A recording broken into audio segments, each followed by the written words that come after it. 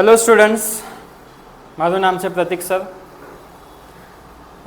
ધોરણ 9ની અંદર પ્રકરણ નંબર 8 બળ અને ગતિના નિયમોમાં એક મહત્વપૂર્ણ થિયરીની ગયા લેક્ચરમાં લાસ્ટ વિડીયોમાં આપણે ચર્ચા કરી હતી, જેનું નામ છે ન્યૂટનની ગતિનો બીજો નિયમ. પહેલા ભાગની અંદર આપણે તેનું વિધાન અને તેનું ગાણિતિક સ્વરૂપ સાબિત કર્યું હતું. આજના વિડીયોની અંદર આપણે ન્યૂટનની ગતિના બીજા નિયમનું રિવિઝન કરીશું અને એ નિયમનો વ્યવહારિક ઉપયોગ શું છે એની ચર્ચા કરીશું. ઉપરાંત એ નિયમ પહેલા નિયમ સાથે, મતલબ બીજો નિયમ જે છે એ પહેલા નિયમ સાથે કઈ રીતે કનેક્શન ધરાવે છે, કઈ રીતે સંકળાયેલો છે એની ચર્ચા કરીશું. ન્યૂટનની ગતિના બીજા નિયમનું સ્ટેટમેન્ટ યાદ રાખવા માટે સમીકરણ યાદ રાખવું જરૂરી હતું. સમીકરણ છે F ચલે છે PF minus PI upon T. તો આ એક સમીકરણ પરથી આપણે વિધાન બનાવ્યું હતું કે પદાર્થના વેગમાનના ફેરફારનો સમય દર, વેગમાનનો ફેરફારનો સમય દર બાહ્ય બળના સમપ્રમાણમાં હોય છે અને તે બાહ્ય બળની દિશામાં હોય છે. બેટરી બગડી ગયેલી કારને યાદ કરો, જે દિશામાં ધક્કો મારીશું ફેરફાર એ દિશામાં થશે. ગાણિતિક સ્વરૂપને સાબિત કરવા માટે આપણે એક સાયકલ લીધી હતી જેનું દળ હતું m જેટલું. u જેટલા વેગથી તે ગતિ કરી રહી હતી. t સમયમાં પાછળથી ધક્કો લાગે છે. હવે સીધી વસ્તુ છે, ધક્કો લાગશે એટલે દળ બદલાશે નહીં. શું બદલાશે? વેગ બદલાશે. 5 કિલોની સાયકલ હોય તો ધક્કો મારવાથી 4 કિલોની કે 6 કિલોની નથી થઈ જવાની. મતલબ એનું દળ જે m છે થ્રુઆઉટ ધી પ્રોસેસ એ તો એમ જ રહેવાનું છે. પ્રારંભિક વેગ u છે, 5 મીટર પ્રતિ સેકન્ડ કે કિલોમીટર પ્રતિ કલાકથી એ સાયકલવાળો જતો હોય, ધક્કો લગાવો તો 5/7 કે 5/8 થાય એટલે વેગ એનો બદલાય છે.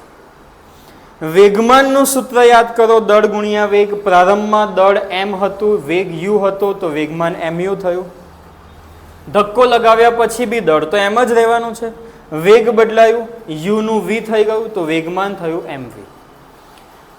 સ્ટેટમેન્ટ મતલબ જે સમીકરણ છે, pf ની જગ્યા પર pf ની કિંમત મૂકી, pi ની જગ્યા પર pi ની કિંમત મૂકી, બાકી બધું સેમ. બંનેમાંથી m ને કોમન કાઢો, v minus u upon t. 7મા ચેપ્ટરની અંદર પ્રવેગનું સૂત્ર ભણી ગયા હતા. v minus u upon t બરાબર a થાય છે. f ચલે છે ma. ચલે છે ની નિશાની કાઢીને બરાબર મૂકવું હોય તો અચળાંક મૂકવો આવશ્યક છે. અહીંયા ચલે છે ની નિશાની કાઢીને બરાબર મૂક્યો તો એક અચળાંક મૂક્યો જેને આપ્યું નામ k. જો k બરાબર 1 હોય તો f બરાબર ma. આ છે ન્યૂટનની ગતિના બીજા નિયમનું ગાણિતિક સ્વરૂપ. 9મા ધોરણની અંદર પ્રથમ પરીક્ષા માટે આ થિયરી ખૂબ જ અગત્યની છે. મારી ભાષામાં એકદમ કડક થિયરી છે. હવે અહીંયાથી આગળ જઈએ. F બરાબર ma, જો એને શબ્દોમાં રજૂ કરીએ તો બળ બરાબર દળ ગુણ્યા પ્રવેગ. આપણને બળ શોધવાનું એક સૂત્ર મળ્યું કે બળ બરાબર દળ ગુણ્યા પ્રવેગ. તો એક MCQ, એક શોર્ટ ક્વેશ્ચન પૂછાય છે, ન્યૂટનની ગતિનો બીજો નિયમ શું આપે? બળનું મૂલ્ય આપે. કઈ રીતે? તો કે આ સૂત્ર પરથી. હવે ફિઝિક્સની અંદર, ભૌતિક વિજ્ઞાનની અંદર મૂલ્ય આવે તો એનો એકમ જરૂરી બને. લાસ્ટ વિડીયોમાં ચર્ચા કરેલી કે ફિઝિક્સની અંદર ભૌતિક રાશિને એકમ સહિત જ દર્શાવવી પડે. અહીં સૂત્ર પરથી જો આપણે એકમ મેળવવાનો પ્રયત્ન કરીએ તો દળનો SI એકમ છે કિલોગ્રામ અને પ્રવેગનો SI એકમ છે મીટર પ્રતિ સેકન્ડ સ્ક્વેર. 7મા અને 8મા ચેપ્ટરની અંદર અલગ અલગ રાશિઓના SI એકમ યાદ રાખવા જરૂરી છે. તો બળનો SI એકમ આ સૂત્ર પ્રમાણે બને કિલોગ્રામ મીટર પ્રતિ સેકન્ડ સ્ક્વેર. પણ સર, આપણે તો નાનપણથી ભણતા એવા છે કે બળનો SI એકમ તો ન્યૂટન છે. બરાબર છે, ન્યૂટન પણ છે. ન્યૂટન અને આ જે એકમ છે, ન્યૂટન અને આ જે એકમ છે કિલોગ્રામ મીટર પ્રતિ સેકન્ડ સ્ક્વેર. તો 1 ન્યૂટન બરાબર 1 કિલોગ્રામ મીટર પ્રતિ સેકન્ડ સ્ક્વેર. હવે આના પરથી એક વ્યાખ્યા મળી આપણને. 1 ન્યૂટન એટલે શું? સાહેબ એક વૈજ્ઞાનિક હતો જેનું નામ હતું 1 ન્યૂટન. ના, એ વ્યાખ્યા નહીં. ભૌતિક વિજ્ઞાનની અંદર 1 ન્યૂટન એટલે શું? મારી પાસે 1 કિલોગ્રામ દળનો પદાર્થ છે. 1 કિલોગ્રામ દળના પદાર્થમાં 1 મીટર પ્રતિ સેકન્ડ સ્ક્વેર જેટલો પ્રવેગ ઉત્પન્ન કરવા માટે જે બળ જરૂરી હશે, ફરીથી 1 કિલોગ્રામ દળના પદાર્થમાં 1 મીટર પ્રતિ સેકન્ડ સ્ક્વેર જેટલો પ્રવેગ ઉત્પન્ન કરવા માટે જે બળ જરૂરી હશે તેને 1 ન્યૂટન બળ કહેવાશે. રાઈટ?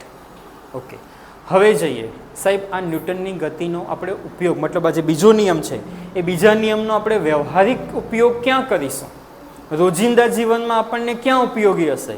તો બેટા કેટલાક એક્ઝામ્પલ છે અને એ એક્ઝામ્પલ સમજવા માટે આપણે સૂત્રને થોડું મોડિફાઈડ કર્યું. કઈ રીતે મોડિફાઈડ કર્યું? તો કે પીએફ માઇનસ પીઆઈ હતું એની જગ્યાએ મેં લખ્યું ડેલ્ટા. આ ડેલ્ટા શું બતાવે છે? તફાવત બતાવે છે. અને પીએફ માઇનસ પીઆઈનો મતલબ પણ તફાવત જ થાય. So F is equal to delta P upon T. અહીંયાથી આપણને બળ અને સમય વચ્ચે એક સંબંધ મળે છે. શું સંબંધ છે? તો કે બળ અને સમય એકબીજાના વ્યસ્ત પ્રમાણમાં છે. મતલબ શું થાય? 8મા ધોરણમાં ગણિતમાં ભણી ગયા. વ્યસ્ત પ્રમાણનો મતલબ થાય છે કે જો એક રાશિમાં વધારો થશે તો બીજી રાશિમાં ઘટાડો થશે. તો એ નિયમનો વ્યવહારિક જીવનમાં ઉપયોગ ક્યાં થાય? યાદ કરો, આપણે બધા ક્રિકેટ મેચ જોઈએ છે. ક્રિકેટ મેચની અંદર કોઈ ખેલાડી કેચ પકડે છે. કેચ પકડ્યા પછી હાથને પાછળ લઈ જાય છે. હાથને પાછળ લઈ જવાથી શું થાય? તો કે દડાનો હાથમાં આવવાનો સમય વધે અને સમય વધે તો બળ ઘટે. બળ ઘટે તો બળની અસર ઘટે, ખેલાડીને નુકસાન, ઈજા ઓછી થાય. ઊંચી કૂદ કે લાંબી કૂદની રમત વિશે આપણે જાણતા હશું કે ઊંચી કૂદ કે લાંબી કૂદ પછી જ્યારે ખેલાડી લેન્ડ કરે છે તો એ લેન્ડિંગ એરિયાની અંદર ગાડલા લગાવેલા હોય, મેટ લગાવેલું હોય અને બીજું કંઈ ના હોય તો છેલ્લે રેતી તો હોય જ, ના હોય છોલાઈ જવાય. બરાબર? તો શું હોય? રેતી હોય, ગાડલા હોય કે મેટ હોય. સાહેબ કેમ હોય? છોલાઈ જવાય. તો એના મૂકવાથી શું થાય? એના મૂકવાથી ખેલાડીનો જમીન સુધી પહોંચવાનો જે સમય છે, જે લેન્ડિંગ પીરિયડ છે, વેગ 0 થવાનો જે સમય છે એ સમય વધી જશે. અને ન્યૂટન સાહેબે એના સૂત્રમાં કીધું છે કે જો સમય વધી જશે તો બળ ઓછું લાગશે, આઘાત ઓછી થશે, ઈજા ઓછી થશે. બીજું એક એક્ઝામ્પલ જોઈએ. કરાટેની રમત આપણે જોઈ હશે. કરાટેની રમતની અંદર ખેલાડી એક જ ઝટકાની અંદર ઈંટ હોય કે લાદી હોય કે ટાઇલ્સ હોય તોડી નાખે છે. એની પાસે અચાનક આટલી બધી તાકાત, એ શું કરે છે? ફિઝિક્સના નિયમનો, ન્યૂટનની ગતિના નિયમનો ઉપયોગ કરે છે. કઈ રીતે કરે છે? તો જુઓ, એટલી ઝડપથી ઈંટ પર પ્રહાર કરે છે કે ઈંટ સાથેના સંપર્કનો સમય ઘટાડી દે છે. સમય ઘટી જાય તો બળ વધી જાય, અસર વધી જાય, એટલે ઈંટ ફટાફટ તૂટી જાય. તો આ જે કોન્સેપ્ટ છે ને રોજિંદા જીવનમાં આટલી જગ્યા પર ઉપયોગી છે. બીજે ક્યાં ઉપયોગ થાય છે તમે મને જણાવજો. બરાબર? હવે આ ન્યૂટનની ગતિનો જે બીજો નિયમ છે, કેટલા નિયમ આપ્યા છે ટોટલ ન્યૂટન સાહેબે? 3 નિયમ આપ્યા છે. ત્રીજા નિયમની પણ આપણે આગળ ચર્ચા કરીશું. આ બીજો નિયમ છે, પહેલા નિયમ સાથે કંઈક કનેક્શન ધરાવે છે સાહેબ? ઓફકોર્સ કનેક્શન હશે. 100% એ બંને વચ્ચે કંઈક સંબંધ હશે. ન્યૂટનની ગતિના બીજા નિયમને પ્રથમ નિયમ સાથે આપણે સાંકળીએ. હવે કેવી રીતે સાંકળીએ જોજો. બીજો નિયમ આપણને ખબર છે, એફ બરાબર PF minus PI upon T. PF એટલે શું? તો કે એમવી. પીઆઈ એટલે શું? તો કે એમયુ અપોન ટી. આ ટી આપણે ઉપર લઈ જઈશું તો એફ ટી બરાબર એમવી માઇનસ એમયુ. હવે માની લઈએ કે પદાર્થ પર કોઈ પણ પ્રકારનું બળ લાગતું નથી. બળ નથી લાગતું એટલે એફ બરાબર 0 લીધો. અને આપણને ખબર છે ગણિતની અંદર કોઈ પણ સંખ્યાનો 0 સાથે ગુણાકાર કરશો પરિણામ શું આવશે? 0 આવશે. એમવી માઇનસ એમયુ, 0 બરાબર MV minus MU. Minus MU બરાબરની આ બાજુ આવે પ્લસ એમયુ થાય, બંને બાજુથી એમ કેન્સલ થઈ જાય એટલે યુ બરાબર વી થાય.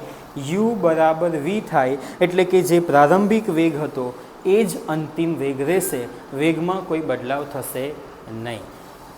તો યાદ કરો પહેલો નિયમ. શું હતો પહેલો નિયમ? કે જ્યાં સુધી પદાર્થ પર કોઈ બળ નથી લાગતું, F0 છે, તો અચળ વેગી ગતિ કરતો પદાર્થ અચળ વેગી ગતિને ચાલુ રાખે છે, મતલબ કે u બરાબર v હોય છે.